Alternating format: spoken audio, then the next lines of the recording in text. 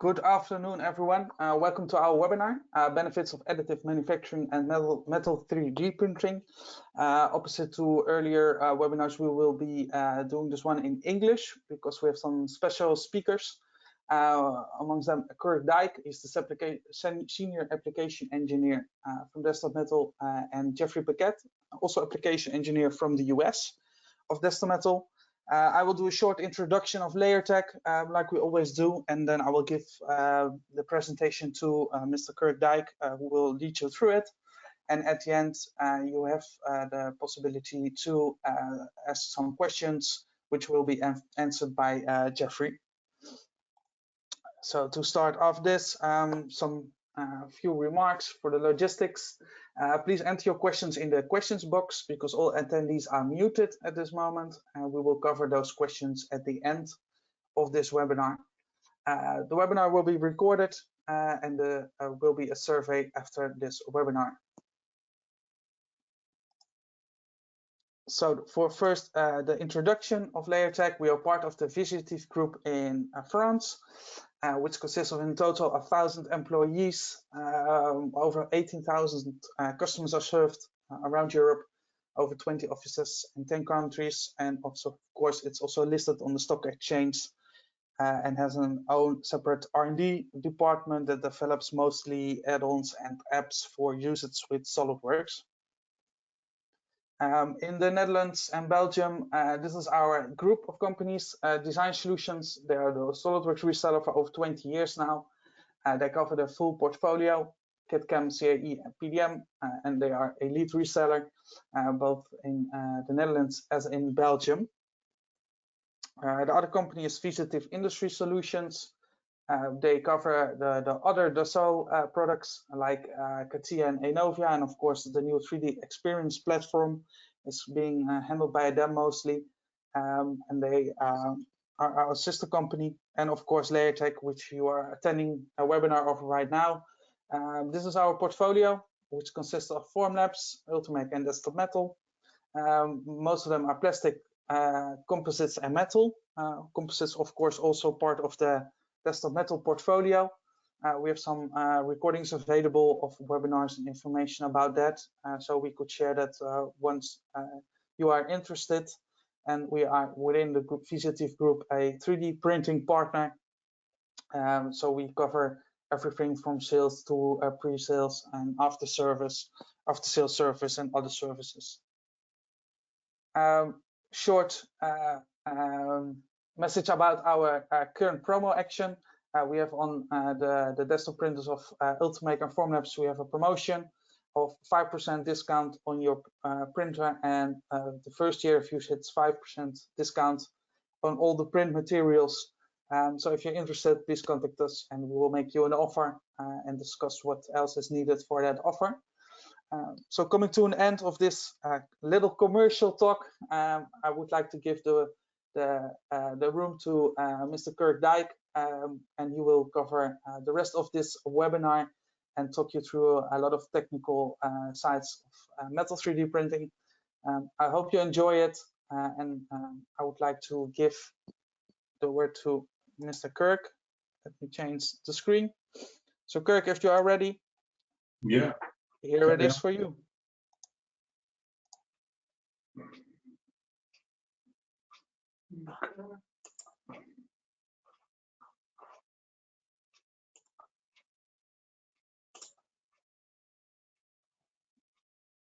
Are you seeing the correct screen? No, you have No. screens.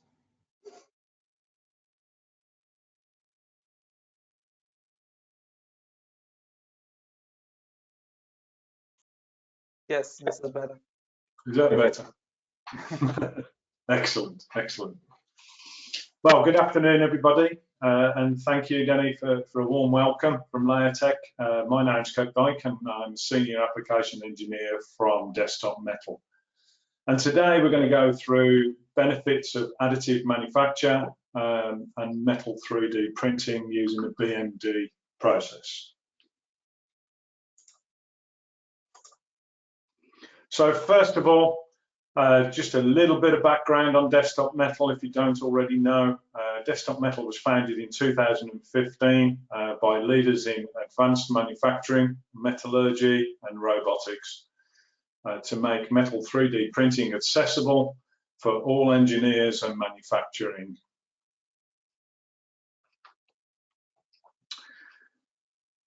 So at present, we've released 4 parts of our portfolio product line. Fiber is coming early next year. The studio system has been around now for a year and a half and a bit. Shop system has literally just started to ship to the rest of the world and Europe. And the production system is towards the end of 21, 22. Today, we're going to talk majority about our main component, which is the studio system, an office-friendly production of metal prototypes and one-off parts. So our agenda, the promise of metal 3D printing, the challenges of metal 3D printing, additive manufacturing based on metal injection molding, some case studies, and mass production with metal 3D printing. So first of all, the promise of metal 3D printing. Rapid prototyping is one promise that 3D printing can deliver in metal. Part consolidation. Complex geometries can be achieved only done in 3D printing. Design customization. Rapid tooling, extrusion dies. On-demand manufacture. And supply chain re-engineering all around the world. So, the 3 challenges of powder bed fusion. Let's take this to start with. Powder bed fusion, too expensive, too slow for broad adoption, in excess of $1 million in capex per million ton of parts per year. Materials used, powder bed fusion limits to materials at the present of 4140, 8620, D2 carbon steels, H13 carbon steels, P20, 6061, etc. So we have to consider the cost of facilities, labour-intensive post-processing. The all-in system cost is a big consideration, which makes the part cost increase, and no automation at this point. So typical speeds of laser bed fusion is roughly 100 cubic centimeters per hour. So our challenge, office-friendly 3D printing in metal, on demand, no special features, no special operators, and a broad palette of familiar materials, brings us to a path of mass production. So our solution, printing system built around the chemistry and powder supply chain of metal injection molding. So what is metal injection molding? So MIM is a powder metallurgical process. It enables shape complexity, mass production of metal parts from inexpensive metal powders, and it's widely accepted and validated ASTM and ISO standards that exist from a broad range of metals, stainless steel, alloy steels, copper, titanium, cobalt-based alloys, etc. On the right here, you can see some examples of some small components, and they are small, in the MIM process. But how does this MIM process work? So MIM is a mixed metal powder and binder used as a feedstock. Metal powder and a polymer binder creates our feedstock. This will require expensive, high-end, time-consuming tooling and a specialist equipment to create the molds. When the parts come out of the mold, they need to be debound. The polymer binder needs to be extracted from that part before it's placed into a furnace and the particles are densified together, creating a solid metal part. Our studio system is an office-friendly 3D printer with the other pieces of equipment that can simulate what you can acquire through a MIM process. So where do we compare? So MIM has metal powders and binders into a feedstock. Our system uses very similar feedstock that we create in closed containers, cartridges that are inserted into our 3D printer. And instead of making expensive, time-consuming tooling that uses specialist equipment, we use a 3D printer to create one-off parts, very similar to the parts that come from the tooling. But just like MIM, we have to debind what our feedstock and our part is built up of, that leaves just the powder to be sintered. So we use a solvent to extract any binder that has been used in the printing process. These parts are debound, classed as brown parts, and move into the furnace and sintered in a very similar way to the MIM side. So let's take a closer look. The printer, similar to FDM, and we can follow similar design guidelines for the parts that we require. But this is office-safe materials. There's no powder handling at all. We have a build area of the printer of 300 by 200 by 200. And materials at present that are released are 17.4, 316L, 4140, H13. Soon to come is copper, hopefully by the end of this year, and sometime early next year we'll have the Inconel alloy 625 that will be capable of printing in our machines. So one of the processes was debinding, which is the next step once we've printed our blank. We have a piece of equipment that has low emission design, automatic fluid distillation and recycling, and that is safe for an office environment. The fluid that's held inside the machine is 17.4 litres. We have vapor management built in within the machine, so we have a low emission design with no external ventilation required. When the part's been debound, we move on to a furnace. Again, office-friendly sintering process. It can fit through a door, something people don't consider sometimes when we want to take it into our office. No venting or special facilities required, only three-phase electric supply.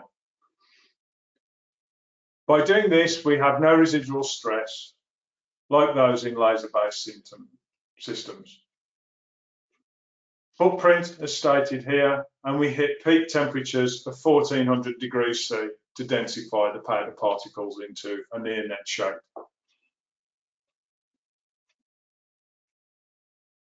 So we come on to our near net shapes. Remembering we have a build volume of 12 inches by 8 by 8. Our resolution and accuracy surface finish is similar to that of casting. We also need to consider tolerances, dimensional capabilities. We put this at plus or minus 0.8%. So critical dimensions can be achieved by post-processing. This is a metal part. We can machine it using a CNC, EDM, grinding, etc., any form of normal process that you would use on a metal part. It's also fully compatible with tumbling, media blasting, plating, etc., even welding and heat treatment. Example on the right shows a studio printed part in comparison to the original cast part. This is across all sizes. one of the larger parts that we've actually created, you can see on the left, to one of the smaller parts using a smaller nozzle in the printing section itself. And as stated earlier in a different slide, you can see the powders that we're using in our system. 17.4 pH 316, H13 4140, all of these are currently available. Copper coming very soon, alloy 625 fairly quickly afterwards next year. All of these are cartridge based, so it's simple to change the printer from one material to the next. So let's review.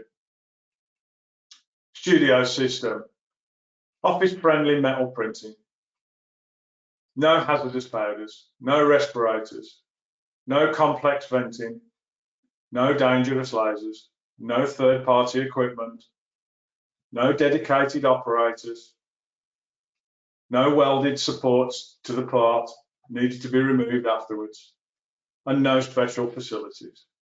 And as you can see, it's a fairly simple setup.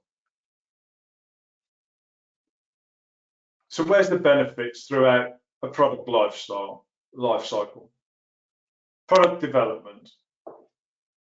So the benefit of using this equipment can be used in prototyping, design studies, display and demo parts, or even pilot runs of specific parts. We can then move into the manufacturing environment, and we can use the equipment in jigs, fixtures, and end-of-arm tooling, possibly molding inserts, extrusion dies, and stamping dies. Or even consider doing aftermarket replacement parts or specific customized parts, ending up with a digital warehouse rather than stocking parts on the shelf. So where's the business impact? We can reduce product development timeline, in-house rapid design iteration. We can test not just form fit, but also function. Avoid lengthy machining operations, no tooling required. This will lower the cost and increase our revenues, minimize waste, increase manufacturing uptime, and free up machining capacity from other machines for more high-value jobs in other processes. Our equipment, no highly skilled, dedicated operators would be required. We optimize part performance for the application, so we can achieve complex, intricate geometries and produce parts that are not possible using traditional fabrication methods. I hope this has given you a very interesting insight into the beginnings of using a 3D printer, our studio system. I'm going to move on now to showing you some case studies. And these case studies have come from our customer base that we've built up over the last year through shipping our studio system. And just to show you an overview of where the equipment is being shipped all over Europe and the US, even out to Asia, these are the type of customers that we're working with to develop and push forward with this equipment. You can see that some very high-end and very smaller companies have bought in to this process because they can see the benefit. One company that used one of our products from the studio system was a case study we got from South Africa. It's a company called Master Drilling, Johannesburg. So this is a gear for an earth drilling machine. Quite a big component, and the component that we needed to replace quickly was the sun gear. This component would be produced as a blank and then machined after to acquire the tight, accurate tolerances, but the blank gave them the opportunity to replace it quickly. So the background of this, the company recognizes potential of 3D printing in metal.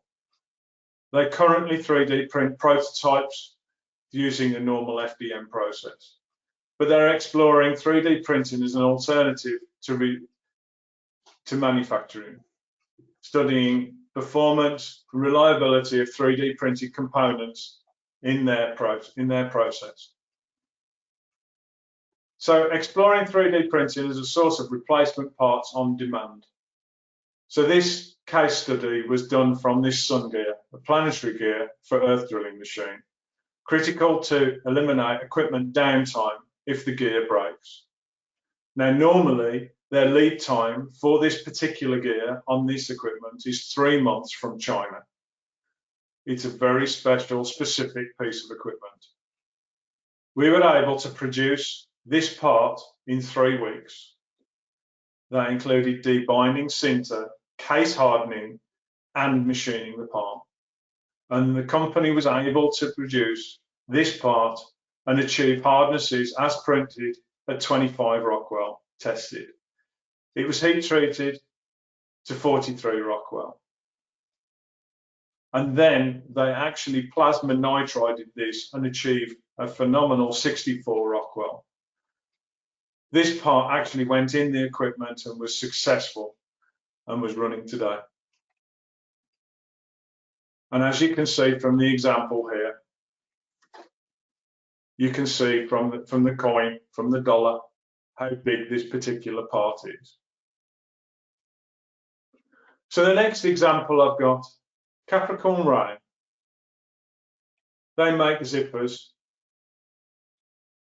And as you can see, they wanted some specific designs that fitted some standard inserts, just to get this faster to market. These are small inserts that would have been ground and fitted into a tool. And then samples would have been taken a lot faster than it would to have the tool made straight off. You can see the high resolution nozzle was used here as well. This gave us the definition of the zipper. Another big company, BMW, a big supporter of desktop metal. They had a case study, a water wheel. So these water wheels in BMW production vehicles are designed for manufacturability and cost. The typical manufactured and assembled out of plastic components. They've been exploring and utilizing DMLS methods. BMW re-engineered this part for maximum performance rather than manufacture, and has made it as a single component. However, they were only to be able to introduce this to their racing vehicles as it was too expensive and too slow to manufacture to scale for production vehicles. Example cost here was $600 per part from DMLS. So they utilised the studio system to prototype the design quickly, affordably, and safely in their office. And with the production system, we're working with them so we can make this part mass produced at a price point that makes it possible for the water wheel to be put into a BMW car. The material of their choice was 316L, thanks to its corrosion resistance against the cooling fluid. And as you can see, some examples of this case study. The studio system, a single part was produced to prove the point. It was $82. SLM would have cost almost $600. Developing this and doing tests on production, we were able to reduce the cost down to $9 and 1,200 units per week. Another US company, APG, Alpha Precision Group, have been working very closely with us. So they're a leading international provider of highly engineered components specializing in powder metal and metal injection molding components. So the challenge here was to reduce tooling costs, lead times for mass production and aftermarket supply. Engaging with prospects and customers earlier than the mass production stage to deliver more value earlier in its product lifestyle. multiple metal 3D printing applications with hundreds of parts printed. They also looked into rapid tooling, jigs and fixtures, rapid printing of customer part samples, and aftermarket low volume production without the need to maintain molds and related tooling. One of the case studies was to create an end of arm tooling. Low numbers, but very necessary for their production line. This particular part used to be plastic. It's now metal, long wearing and lighter. Another one was bespoke chuck jaws, holding workpieces during machining operations. These can be manufactured from stainless steel and used as jigs in low volume manufacturing process. One other area was bespoke tools for setting up jobs. An assembly line screwdriver tool. As you can see, it's actually being used today. Very complicated to actually manufacture this piece of equipment. Studio System made it very easy. So this was made from 17.4 pH, and the tool attaches to the machine in order to tighten and loosen socket head screws, torque wrenches you might say. The parts required metal for durability due to its repeated use, and the customer is able to print this part with tight tolerances in a few days rather than a few weeks of machining, leading to a 93% cost saving and 87% lead time saving. And you can see the part finished on the right hand side here. As this customer uses a lot of MIM, coining fixtures are quite common in this industry. When the part comes from the furnace, it may need to be slightly straightened through the sintering process. So special purpose coining fixtures, being able to create these with three-dimensional geometry in a very easy way and a cost-effective way, they're able to get their production line running and a better quality of part faster at a lower cost.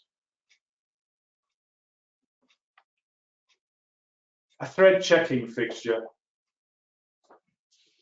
Very simple, easy to do, but delivering a very high cost saving and lead time. So overall, APG has a business impact statement. They reduced their lead times by 80 to 90% in specific areas, reducing their tooling costs by 80 to 90%. They had the elimination of labour-intensive manufacturing steps via innovative tooling designs achievable without metal 3D printing. Reduce machine wear by reducing mass of end-of-arm tooling. The ability to produce on-demand customer samples and aftermarket parts without need of tooling, which frees up our machine shop for more critical tasks. Another company here as a case study is John Zink Hamworthy. A quick background on what John Zink are. They're a leading vendor of emissions control and clean air combustible systems. As emission standards continue to become increasingly stringent, John Zink offers a full range of capabilities in both combustion and post-combustion cleanup technologies. Additive manufacturing initiative rolled out in 2016. They saw the potential of where this industry is growing and needed to be part of that and show their workforce that they want to progress. So in 2016, they launched this additive manufacturing initiative, and they rolled out with 13 automakers, S5 printers, and strategically located them throughout their global company, allowing all their employees to print personal and business related parts, learning what additive can deliver for their market. They then purchased one of the first desktop metal studio systems. Their company-wide design contest motivated the identification of potential additive designs. And a quick statement there from their design manager showing how it impacted.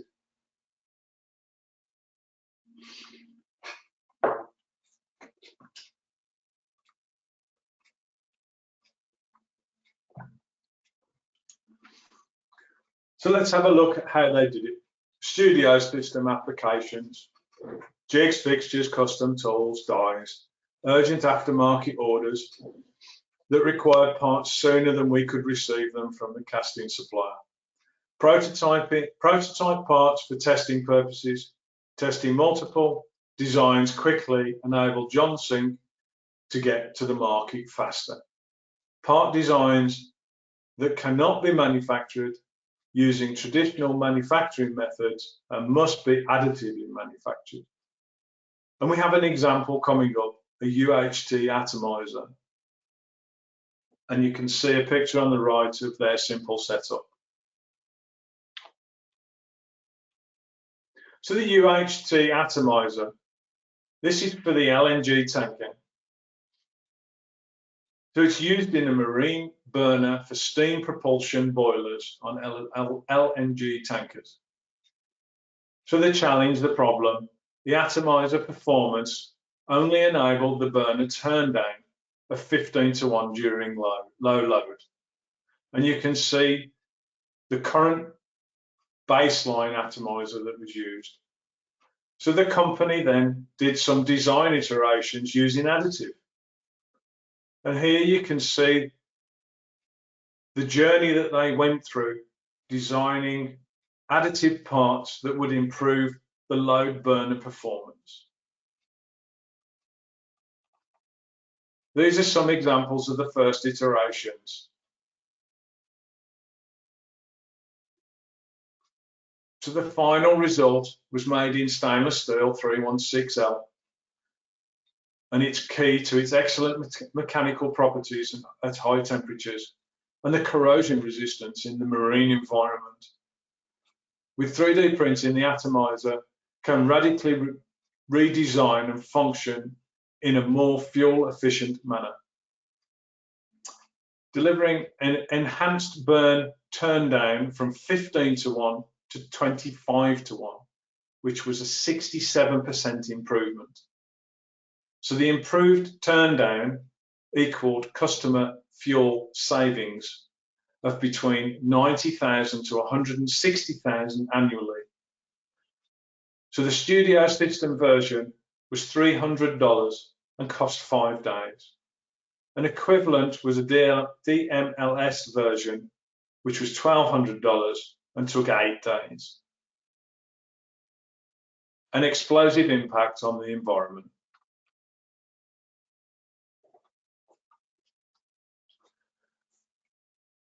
Another example, aftermarket orders. So they have parts that no longer exist in stock and need to be replaced. There's no tooling. And as you can see from this picture here, a yoke handle for the safety shut-off devices. These were printed using a studio system and have been installed on the USS Blue Ridge. A third example, aftermarket orders no longer have existing casting tooling. You can see from the part here on the right-hand side, the YE burner tip. It's from a combustion engine component from 1967.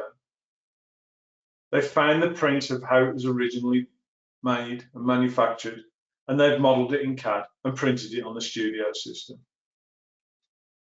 So let's look at the business impact. Low-cost metal printing. Take new designs to aftermarket faster by testing multiple design iterations without tooling. Avoid tooling costs for low volume parts. and a faster turnaround than casting. So let's move over to Greece. A medium-sized company, Basigos. So Basigos are leaders in design and manufacture of additive injection molding. So Basigos is working towards becoming one of the top-ranked tool makers in Europe, expanding their mold making capabilities and exploring new technologies is helping them to achieve this. The tool shop features here 14 vertical milling centres, multiple wire and sinker EDM machines, and a desktop metal studio system. So they're using the studio system to complement traditional machining, working together.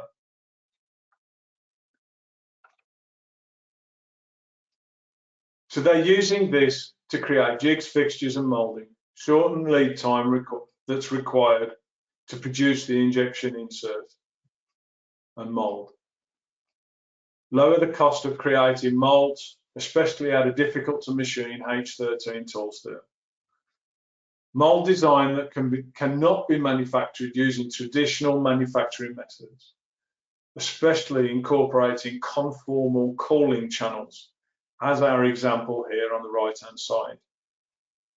This will enable faster cooling times and longer tool wear. One project that they went through was a small project for cable glands mold inserts. So these have specific sizes for very specialist cable glands. They needed different molds required for different size cables. Each insert requires a slightly different design. This would mean machining fixtures for each mold. So the molds are printed in H13 steel. It's very difficult to machine this particular material. By printing the inserts, the normal machining fixture is not required. Only critical dimensions need to be machined after sintering. Printing accelerated the manufacturing lead time and freed up multiple CNC machines in the tool shop. The post-processing or post-machining time per part was less than an hour.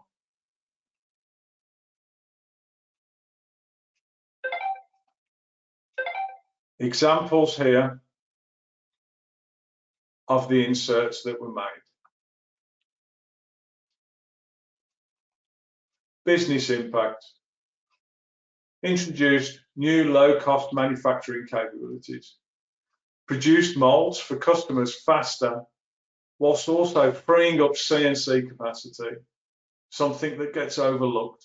CNCs can run 24/7, but they need to deliver. Produce higher performance molds with conformal cooling channels that can't be manufactured using traditional manufacturing methods. Another tooling company, Eager Tool and Die from Canada. This company bought into us and bought a studio system and has a number of case studies with us. So they are a leader in the automotive stamping and welding industry for 40 years. Employ 200 people spread across 2 plants located, Cambridge and Ontario in Canada. Broad scope of additive manufacturing, nearly all aspects of our business, from prototyping to low volume production to production tooling. Key criteria for an AM product. If it meets 2 of the 3 below, the product is funded. So we look at the 3 criteria. Cost. Is it cheaper to print than to make it or buy it? Speed. Can we 3D print it faster than someone else can make it, or we can get it made in our building? Weight. Minimize weight of end of arm tooling and welding fixtures. If 2 of these 3, they would fund the project. So we looked at end of arm tooling. So with a studio system, we're able to print a compatible part for the same process using 17.4 pH. This became lighter, stronger, and cheaper than the nylon ones with the steel inserts. Project was funded. Using the studio system for stamping dies, they've had some great results from H13 sections and successfully TIG welded the H13 sections to.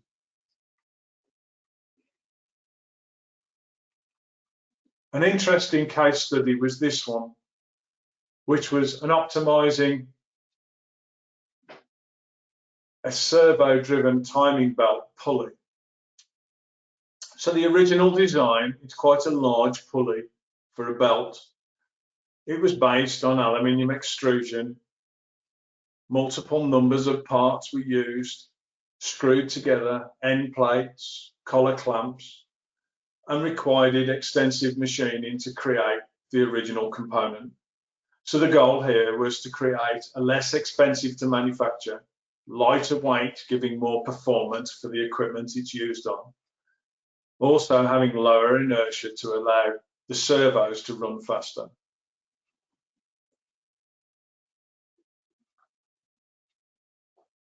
This was the result. Using CAD, the operator understood what the application was, designed and developed a specific pulley that fitted the equipment, and we produced this on the studio system.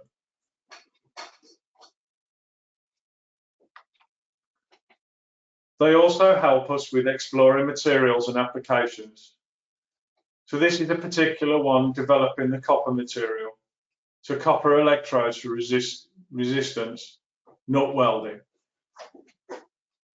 Working closely with us, they developed a copper electrode with conformal cooling that will outperform traditional electrodes.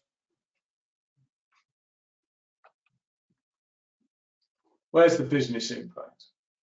A more efficient manufacturing operation, lightweight end-of-arm tooling, welding fixtures for improved performance and longer service life, less downtime. Printing H13 stamping dies without tying up the machine shop. And improved manufacturing floor machinery for faster performance. So what about mass production? Let's move it from the studio system. How do we move forward today? So we have a new system called the shop system. This is a powder-based system using binder jet technology. Still parallel with MIM, where we use a binder to hold the part together. And we still have to put this part through a furnace and densify the particles of powder to create our geometry. But this can deliver hundreds, thousands of parts in a very short space of time.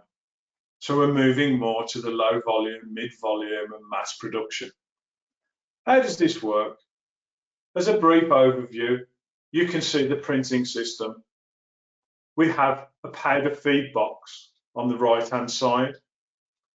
This will raise and the roller will deliver a layer of powder from 50 microns to 150 microns. The printhead will then come across and print its 2D geometry. The build box then will lower the specific amount that the layer is required. The feed box will then lift and deliver a second layer. The printhead will then print, so on and so forth, through hundreds, if not thousands of layers, creating a three-dimensional part. But as I said, it's still a sintering process. We then have to go through our furnace. So this furnace, this is an example of how the furnace works. Our parts are staged in the furnace. We ramp up to a thermal debind temperature, and then we hold there for some hours, where we thermally debind the part, just allowing the particles of powder.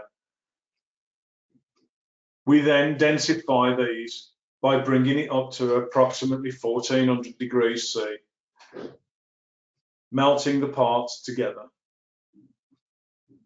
After a specific amount of time controlled by the equipment, it then will stop and ramp down and cool the part down over about 10 hours, leaving us with a fully densified part, fully solid stainless steel part.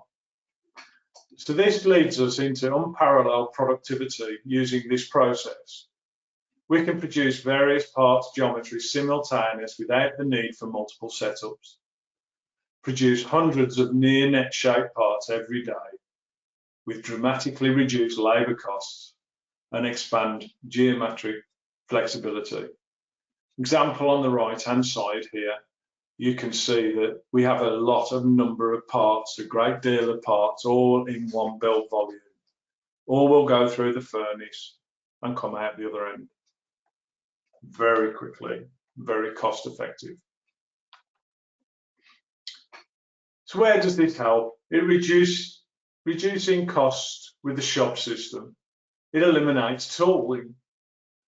It reduces any tool wear. We'll reduce labour cost per part. We reduce job setup costs and we reduce manufacturing steps. This will lead into increased revenue with shop system. Produce previously unobtainable geometries. Print hard to machine metals. Make small, medium jobs economical and viable. We'll be able to win new business and free up CNC capacity for different jobs.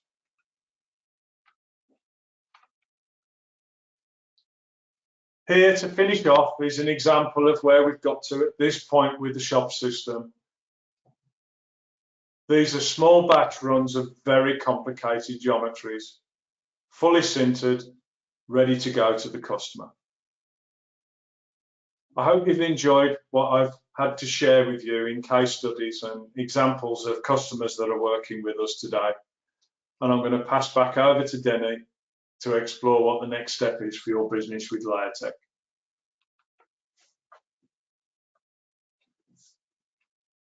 Thank you, Kirk. I think it was a clear presentation.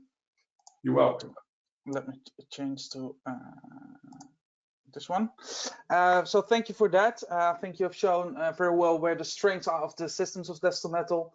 Of course, with the studio system mostly for single pieces and tooling, and of course with the shop system and the machines above that for real volume production, which we of course have discussed in several other webinars and will be keep on doing. So I invite you all to join those webinars.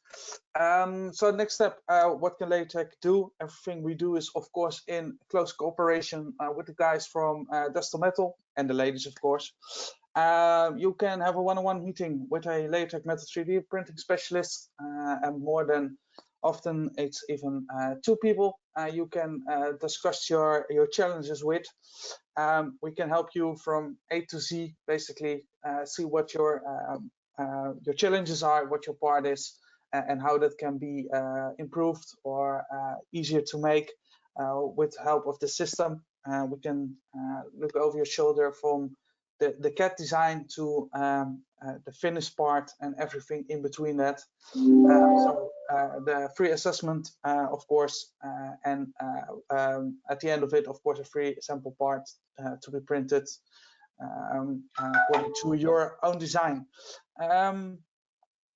We have, I think Jeffrey has an easy day today. There is only one question, so Jeffrey, if we could cover that, and if there are no new questions, that will be almost the end of this. So Jeffrey, slight relation to the MIM Studio system. How do you remove the supports after the sintering? All right, so during print on the Studio system, we have 2 separate print materials. We do print the metal material and we also print a ceramic material.